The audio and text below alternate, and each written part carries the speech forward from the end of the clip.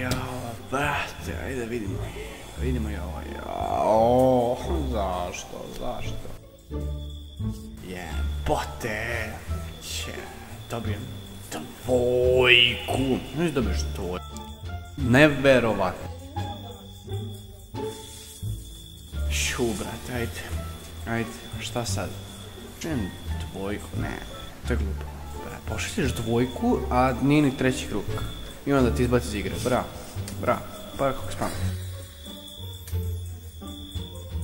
Ajde skoncentriši se, Sada, trebam da pošaljem, dođe treći krug da pošaljem dvojku.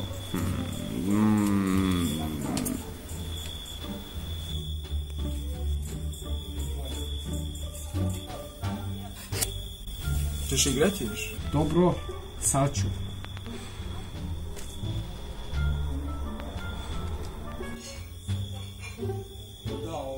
Evo ti. Kad sam pre dobio 400 karte.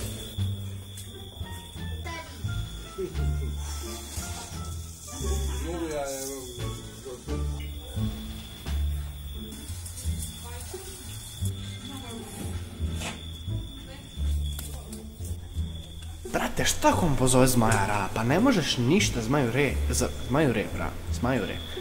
Ra. I onda ako dođu Transformesi. Čekaj, brate, Transformesi. Kako dođu Transformesi u Yu-Gi-Oh? Karte DX. Bravo, ako nije gledao ovu dvojku, joj. DX dvojka, mrš bre. On je dije. Pa da, to tako ide.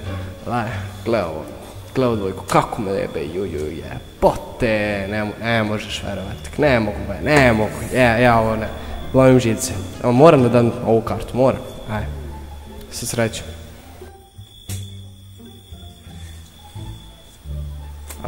Ajde, i...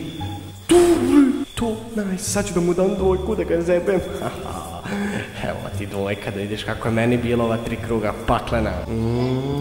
Sad ću da spustim, da me niko ne vidi. Da. Idemo.